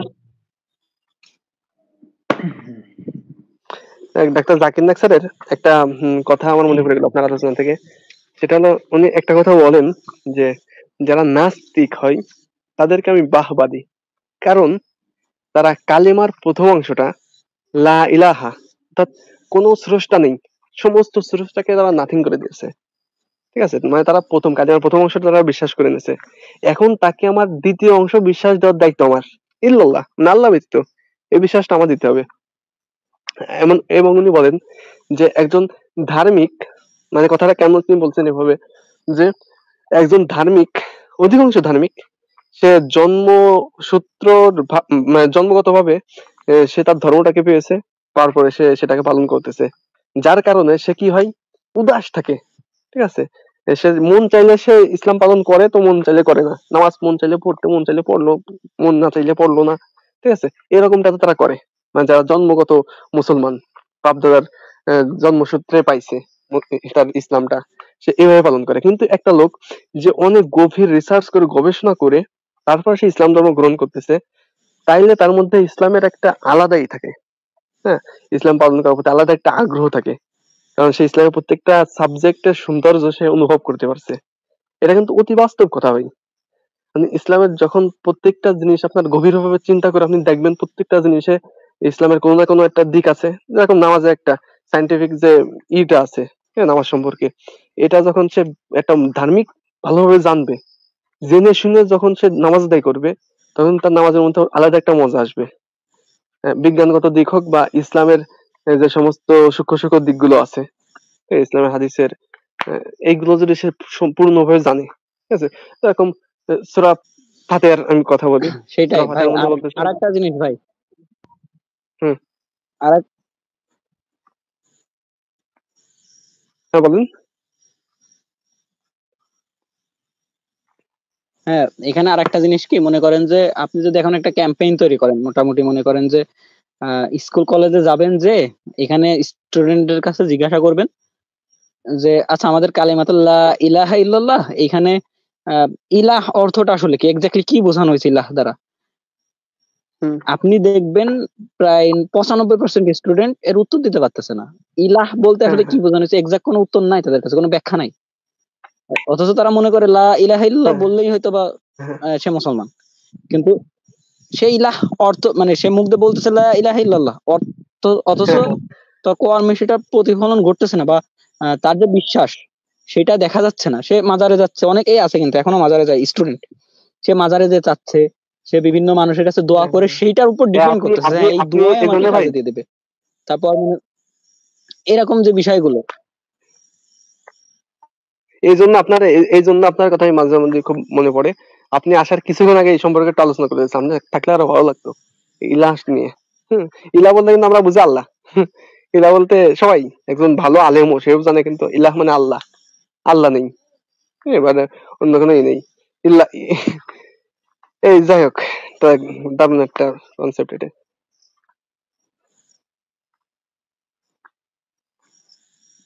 সেটাই এখন বলেন, মেইনলি ফারহান আমি বলেন। যেটা বলতে চাচ্ছি কি, যে এটাও তারা জানে না, অর্থাৎ তাদের রিসার্চ করার সময়টা নাই। আমি জাস্ট ওইখানে ফোকাস করতেছি যে হুম তাদের এই বিষয়গুলো জানার সময়টা নাই। হুম জানার জানার কিন্তু সময় থাকবে কিভাবে? বলে দিই, জানার সময়টা থাকবে কিভাবে? কিন্তু কারেক্ট। কিন্তু ভাই আহ, তারা টেকনোলজিতে এক্সপার্ট, তারা তারা হ্যাঁ, তারা হচ্ছে সায়েন্স, তাদের একাডেমিক পড়াশোনা সায়েন্সের টপিকে তারা এক্সপার্ট। তারা তাদের হ্যাঁ। সবকিছু আছে। তাদের খেলা দেখার সময় হয়, তাদের সিনেমা দেখার সময় হয়, তাদের গেম খেলার সময় হয়, তাদের দেখা যাচ্ছে যে ক্রিকেট ফুটবল খেলে বেড়ানোর সময় হয়, সবকিছু সময় হয়। তাদের প্রেম করার সময় হয়, এবং তারা ইগনোরেন্ট এবং বলে আমাদের সময় নাই।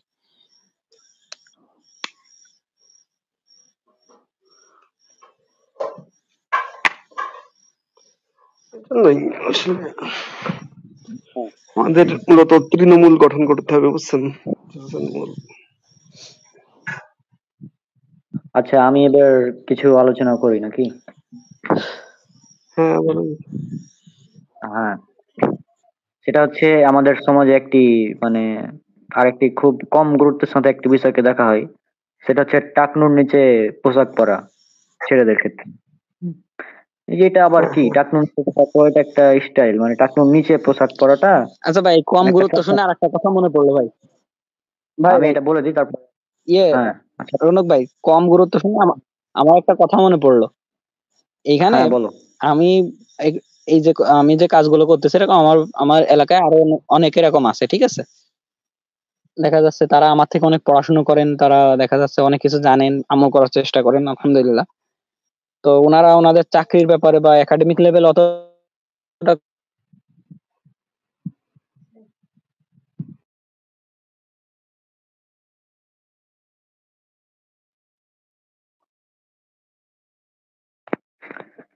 সারাদিন নেটের সমস্যা নাকি? আওয়াজ আসছে না।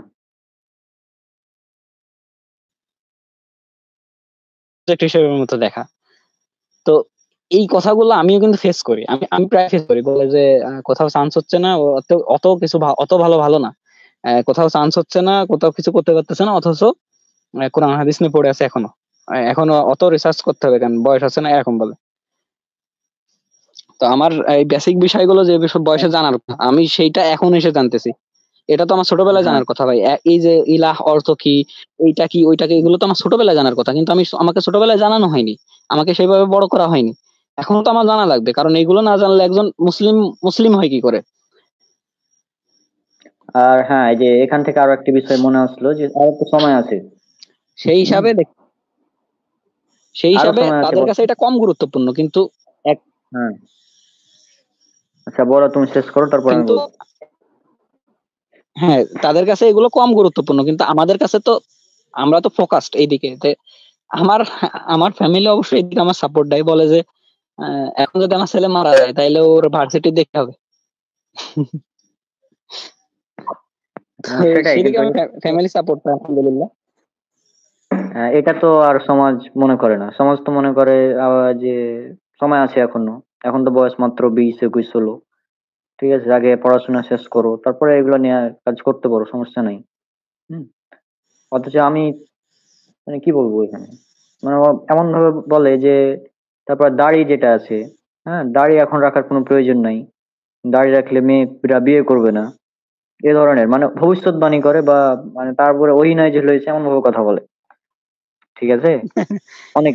আচ্ছা ভাই, একটু হুম, সমস্যার কারণে আপাতত একটু বিদায় নিতে হচ্ছে, ঠিক আছে ভাই, আজকের মতো হয়তো আর অ্যাড হতে পারবো না, ঠিক আছে?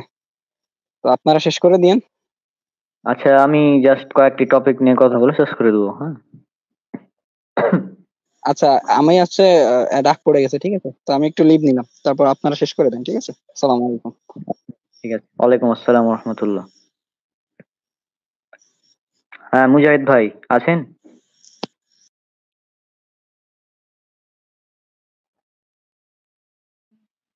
হ্যাঁ ভাই, আছি, আপনি আলোচনা করেন।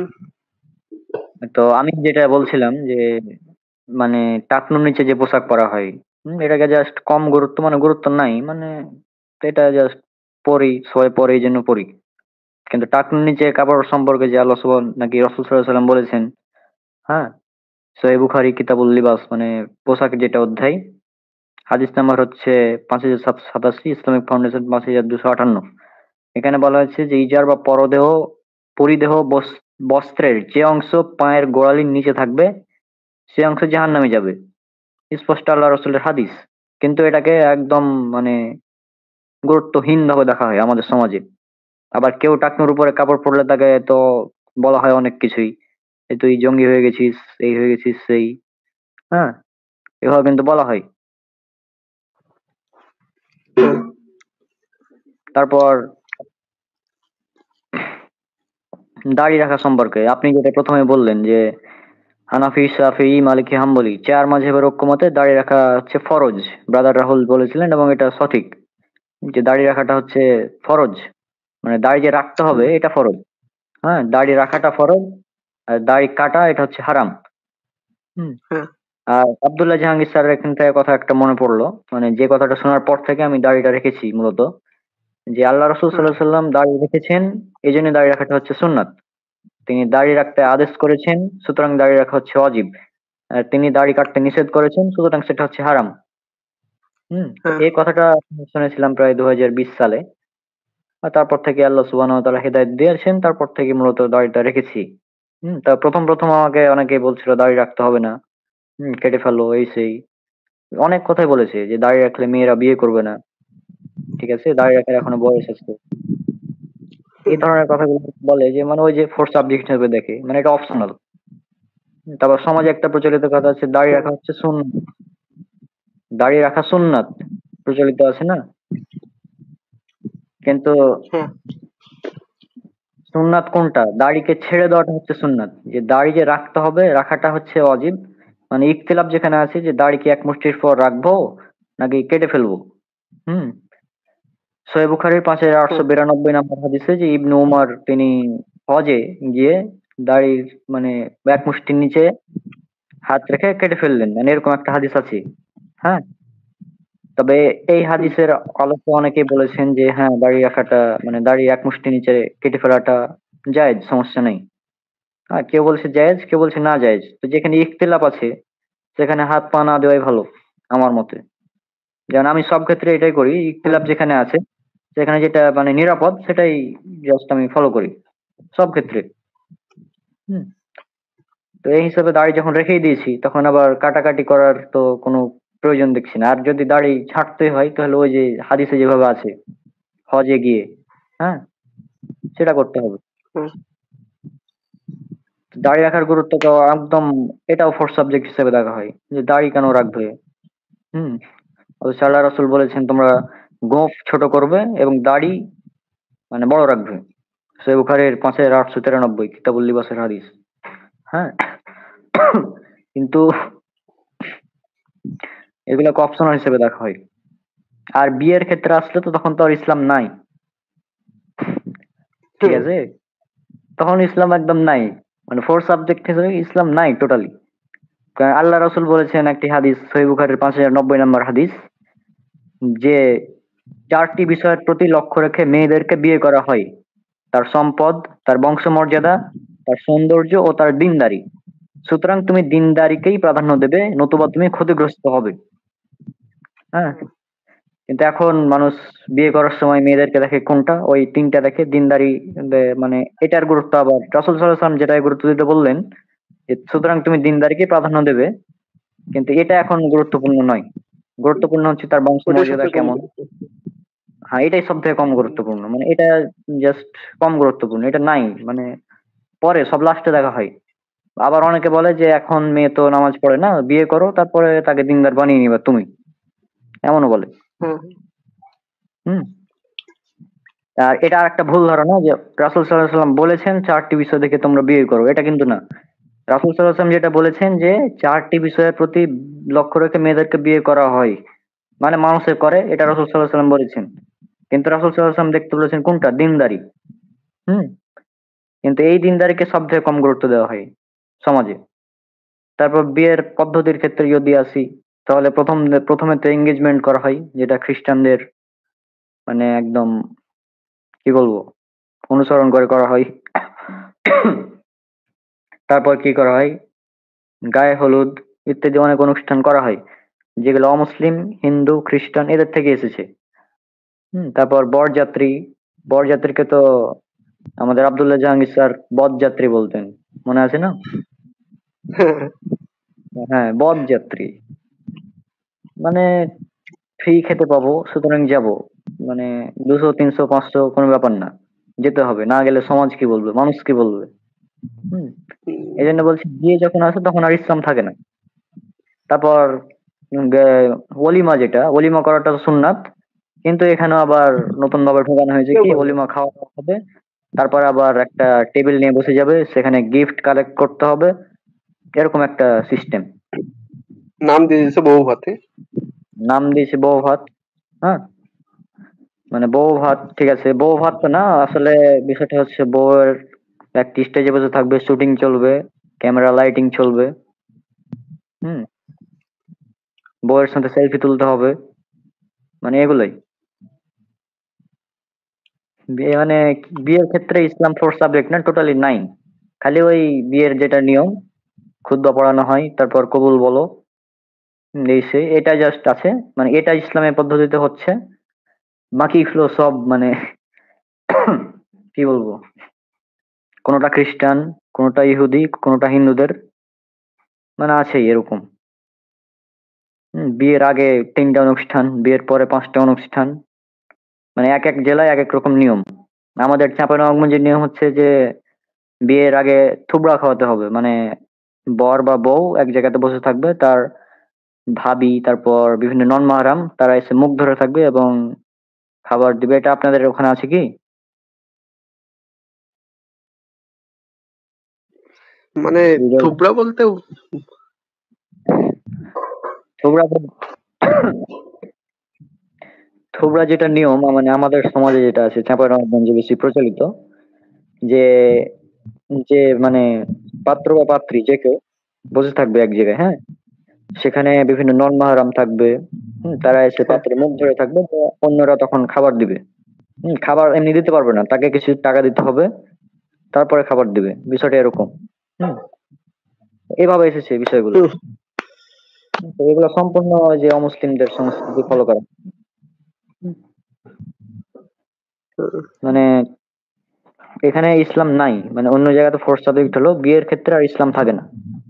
মানে আমি আজ পর্যন্ত একটাও মানে সুন্নতি তরিকায় বিয়ে হয়েছে এরকমটা দেখিনি, এমনকি আহলে হাদিস সমাজেও এরকম নাই। মানে আমাদের চাঁপাইনবাবগঞ্জের প্রায় অনেকেই আছে, প্রায় মনে করেন 40% আহলে হাদিস চাঁপাইনবাবগঞ্জের। যদি আমাদের এলাকাতে হানাফি, তবে আমাদের আশেপাশে আহলে হাদিস আছে অনেকেই। পুরো একটা গ্রাম আছে। আমার নানির বাড়ি যেটা, সেটা সম্পূর্ণ আহলে হাদিস এলাকা। তো সেখানেও মানে কোনো মানে জন্মগত তো মানে তেমন কোনো ইলম নাই, মানে জন্মসূত্রে পেয়ে গেছি। মানুষে বলে আহলে হাদিস, তাই আমরা বলি, কিন্তু আসলে ইসলাম পালন করা হয় না। তো যেটা বললাম যে এই গোড়ালির নিচে কাপড় পরা এটাকে একদম ফোর্স সাবজেক্ট হিসেবে দেখা হয়, কিন্তু আল্লাহ রসুল বলেছেন যে সে অংশ জাহান্নামে যাবে। হুম। তারপর দাড়ি রাখার বিষয়টাও বললাম। তারপর বিয়ের ক্ষেত্রে তো মেয়েদের দিনদারিকে দেখার কোনো প্রয়োজন নেই, দেখতে হবে কত সুন্দর কিনা। তারপর মেয়েকে দেখতে যাওয়ার সময়, মানে যাকে বিয়ে করবো তার সে মেয়েকে দেখতে যাওয়ার সময় কে কে দেখতে যায়, তার বাবা, চাচা, মানে মেয়ের জন্য যারা নন মাহরাম তারা দেখতে যায়। অথচ তাদের জন্য সেটা দেখা হ্যাঁ হারাম। এটা কোনো মানে বিষয় না।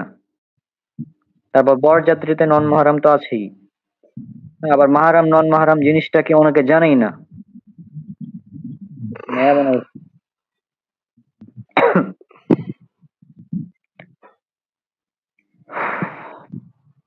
তো এই হলো কথা, মানে আমার জাস্ট তেমন প্রিপারেশন নেই, তো এই কয়েকটা বিষয় জানা ছিল তাই বললাম আর কি। হ্যাঁ। তো ভাই আপনি কিছু বলবেন না সামনে আলোচনা? লাইভ আপনি কিছু না বললে মানে বলেন। এখন আপনার হ্যাঁ না বলেন। বলতে পারছি না, অনেক সময় হয়েছে। বলতেছি সামনে আমাদের লাইভটা কোন সম্পর্কে হবে, কিবারে হবে, এখন বলে দিয়ে রাখলে ভালো হতো হয়তো বা। লাইভটা সাধারণত শনিবারই করতে হবে, কারণ বৃহস্পতিবার একটা টপিক আছে। আর হয়তো আমি এই সামনে যে হয়তো কয় তারিখ পড়ছে, 26 তারিখ সম্ভবত শনিবার। হুম। হ্যাঁ 26 তারিখ হ্যাঁ। লাইভ করবো, তারপরে হয়তো আর সম্ভব না, কারণ আমার যদি রুটিন দিয়ে দেয় তখন আর এটা লাইভ করা কন্টিনিউ করা সম্ভব হবে না পরীক্ষার। হ্যাঁ। ও, ও। এমনি এক্সামের পরে তখন। বৃহস্পতিবারে করতেছেন একটা? বৃহস্পতিবার করছি, প্রচলিত ইসলাম মেসেজ প্রকৃত ইসলাম যেটা। হুম। ও আহ, সেটা শনিবার ওই বিভিন্ন টপিকে। আমি যেটা বলছিলাম যে নাস্তিকদের কোনো টপিক নিয়ে আলোচনা করলে ভালো হতো। আমিও সেটা বলতেছিলাম। আমাদের এমনি আপনি প্রচলিত ইসলাম টিসলাম এগুলো ঠিক আছে, এটা শনিবারে রাখেন, বা আর বৃহস্পতিবার বুধবার এইসব কোনো একদিনে এটা রেগুলার নাস্তিকদের একটা টপিক নিয়ে আলোচনা করলে ভালো হয়। আচ্ছা বুধবার, মঙ্গল বুধ, আচ্ছা দেখা যাক। আমি গ্রুপে আলোচনা করবো এই বিষয়ে, মানে যখন ফ্রি হতে পারবো। আচ্ছা, আপনি ঠিক আছে। ফিরে ফারদিনকে হ্যাঁ। সাথে নিয়ে একসময় একটু কলে কথা বলবেন, আমরা টপিক নির্ধারণ করবেন। আর বাকি আমি হ্যাঁ। একটা আপনারা বলবানি, যদি পছন্দ হয় বললেন, একটা টপিক বলবানি পরে। হ্যাঁ আচ্ছা, যদি যদি আমরা স্রষ্টার অস্তিত্ব নিয়ে আলোচনা করি তাহলে কেমন হবে? আমরা একটা যদি এই বিষয়ে অনেকে আলোচনা হ্যাঁ হ্যাঁ করেছে। এটা ভালো হয়। হ্যাঁ, তবে এটা আমাদের অন্যভাবে একটা আলোচনা করা উচিত। এখানে আমরা শুধু নাস্তিকদের বিষয়ে না, আমরা অন্যান্য ধর্মগ্রন্থের আলোকেও আলোচনাটা করব। যেমন বাইবেলের আলোকে হিন্দু ধর্মগ্রন্থ কি বলা হচ্ছে এগুলো উল্লেখ করব। হ্যাঁ। হ্যাঁ হ্যাঁ মানে স্রষ্টার অস্তিত্ব আর স্রষ্টা আসলে কতজন, স্রষ্টা যে একজনই এটার প্রমাণ কি। অনেকে বলে হিন্দুরা হ্যাঁ যেমন অনেক স্রষ্টা বিশ্বাস করে, সাধারণ হিন্দুরা। তবে এটা কেন হ্যাঁ ভুল, আর ইসলামের কনসেপ্টটা কেন সঠিক। সূরা ইখলাসে যে সংজ্ঞা দেওয়া হয়েছে আল্লাহ সুবহানাহু ওয়া তাআলার, এটাই একমাত্র কেন সঠিক, অন্যগুলো কেন বাতিল, এটা আমরা নিয়ে মানে আলোচনাটা করতে যাচ্ছি। হুম। হ্যাঁ হ্যাঁ আর এটা এখন সামনে কবে করা যায়, মঙ্গলবার বুধবার, যে মানে 26 তারিখের পর হয়তো আর আমার আলোচনা করা সম্ভব না। হ্যাঁ, এক্সামের পর। হুম। এমনি আপনি শনিবারে শনিবারটা রাখেন, সমস্যা নাই। আর হুম। আপনার মানে শনিবারে অন্যান্য ধর্ম সম্পর্কে বা সমাজ নিয়ে, তারপর সমাজের বিভিন্ন লোকের বিভিন্ন মতদর্শ, তারপর ভুল যে সমস্ত মানে যেগুলো ভুল, ইসলাম না, ইসলামের কোনো আমল না, কিন্তু আমরা এটাকে ইসলাম মনে করে পালন করি, ঠিক আছে, হ্যাঁ ওইটা। এইসব জিনিস সম্পর্কে শনিবারে একটা আলোচনা করি। আচ্ছা। আর বুধবার বৃহস্পতিবারে এইসব দিনে আমরা নাস্তিকতার বিষয় নিয়ে এই নিয়ে আলোচনা করতে হয়। দেখেন আপনি চিন্তা ভাবনা করেন, আচ্ছা আমি সেটা নাস্তিকতার দেখছি। অনেক আছে কিন্তু। হ্যাঁ হ্যাঁ। আপনার ওই যে সংশয়.com-এ অনেক নির্ভরযোগ্য প্রশ্ন আছে, ওখান থেকে একটা প্রশ্ন নিয়ে আমরা আলোচনা করি। হ্যাঁ সেটা হবে। আর গতকাল আমি দাস একটা দাস প্রথা। গ্রুপে যে ব্রাদার রাহুলের গ্রুপে জয়েন হওয়ার চেষ্টা করছিলাম কিন্তু পারিনি, ওই যে একটা বিষয়ে প্রশ্ন করতাম। হ্যাঁ। ওই যে হ্যাঁ এটা আসল দুনিয়ারই ক্লেম ছিল এই মিরাজের বিষয়টা। আরডা বিরাজ নামক এক নাকি ব্যক্তি ছিল, তার ব্যাপারে ভবিষ্যৎবাণী করা হয়েছিল যে সে আসবে এবং মানে সে জান্নাত জাহান্নাম দেখে এসেছে, স্রষ্টার সঙ্গে দেখা করে এসেছে। আর তার দাবি যে মোহাম্মদ সাল্লাল্লাহু আলাইহি ওয়াসাল্লাম কপি পেস্ট করেছে, মানে যেভাবে বলেছে সে। হুম। তো ওইটা আসলে পুরোটাই তার দাবিটা ভুল, কারণ আমি রিসার্চ করে দেখলাম যে সেটা লেখা হয়েছিল নবম বা দশম শতাব্দীতে। হুম, কিন্তু হ্যাঁ আমরা হ্যাঁ জানি যে রাসূল সাল্লাল্লাহু আলাইহি ওয়াসাল্লাম মিরাজ হয়েছিল কখন? ষষ্ঠ শতাব্দী সম্ভবত, নাকি 600 খ্রিস্টাব্দ এরকম টাইমে। রাসূল সাল্লাল্লাহু আলাইহি ওয়াসাল্লামের ঘটনাটা আগে, আর সেটা লেখা হয়েছে পরে, কিন্তু তাদের দাবি যে এটা আগের একটা ঘটনা ছিল। আর হ্যাঁ সে আরো বলছে যে জুরাস্ট্রিজম যেটা আছে ধর্ম, তাদের ধর্মগ্রন্থ জেন্দাবেস্তা, এখানে নাকি উল্লেখ করা আছে ঘটনাটা। তো এটা তো জাকির নায়েক স্যার বলেছিলেন যে তার ব্যাপারে ভবিষ্যৎবাণী করা হয়েছে, এবং সেটা আমাদের নবী সাল্লাল্লাহু আলাইহি ওয়াসাল্লামই হবেন। হ্যাঁ হ্যাঁ, যেভাবে ভবিষ্যৎবাণী উল্লেখ করা হয়েছে হিন্দু ধর্মগ্রন্থের, এটাও একইভাবে উল্লেখ করা হয়েছে আমার মনে হয়। হ্যাঁ হ্যাঁ। হ্যাঁ, তো এই বিষয় নিয়ে আলোচনা করা আপনার যায়। এই তো এইসব টপিক নিয়ে মনে করেন এই যে আপনার মানে রাসূল সাল্লাল্লাহু আলাইহি ওয়াসাল্লাম মিরাজ, এটা কি মিরাকেল কিনা, ঠিক আছে, এটার সত্যতা হ্যাঁ, কতটুকু, এসব নিয়ে আলোচনা করা যেতে পারে। মিরাজের যেটা তারপর সায়েন্টিফিক আপনার মিরাজের ঘটনা যে হ্যাঁ পুরোটাই হ্যাঁ এটা সায়েন্টিফিক সম্ভব। হ্যাঁ, এটা করা যায় যে হ্যাঁ আইনস্টাইনের যে আপেক্ষিকতার থিওরি আছে, এটা দিয়ে কিন্তু একদম এটা পসিবল, অসম্ভব কিছু না।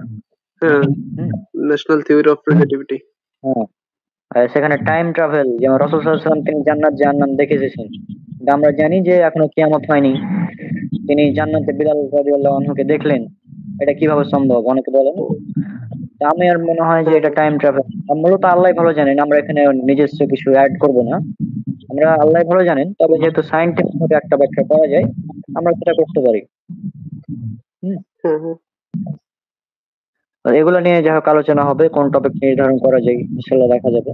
আজকে আমরা ওই তাহলে তাহলে আপনি আপনি ওই মিরাজ অথবা দাস প্রথা, ঠিক আছে, যে একটা প্রশ্ন করা হয় যে ইসলাম তো শান্তির ধর্ম, কিন্তু এই বর্বর দাস প্রথাকে কেন প্রমোট করে, ঠিক আছে, এইগুলো হ্যাঁ, নিয়ে হ্যাঁ, হতে পারে, যেখানে দুটোর মধ্যে একটা সিলেক্ট করেন। আচ্ছা দেখি যেটা মানে মিরাজ সম্পর্কে আমি বলতে পারবো, যেহেতু এই বিষয়ে আমার সায়েন্টিফিক নলেজটা আছে। হ্যাঁ, এই ব্যাপারে সমস্যা নেই, দাস তখন অনেক আচ্ছা পড়াশোনা করা তাহলে যাবে। তাহলে মিরাজ নিয়েই করেন। মিরাজ নিয়ে আমারও আচ্ছা, জানাশোনা আছে, পড়াশোনা আছে। হুম, মিরাজ হুম, নিয়ে করেন। তাহলে এই বিষয়ে আলোচনা করি, আর ফারদিন বা ব্রাদার আইমান বা দুজন যদি থাকে তাহলে আর ভালো হবে। হ্যাঁ, হ্যাঁ হ্যাঁ হুম, তাহলে আজকে তো সম্মানিত দর্শক মন্ডলী, আজকের আলোচনা আমরা এখানে সমাপ্ত করে দিচ্ছি। ইনশাল্লাহ আমাদের পরবর্তী লাইভে দেখা করা হবে, মানে পরবর্তী লাইভে কোনো একটি টপিক নিয়ে আলোচনা হবে। সবাই আল্লাহ সুবহানাহু ওয়া তাআলা শান্তিতে রাখুন। আজকে বিদায় নিচ্ছি। আসসালামু আলাইকুম ওয়া রাহমাতুল্লাহি ওয়া বারাকাতুহু।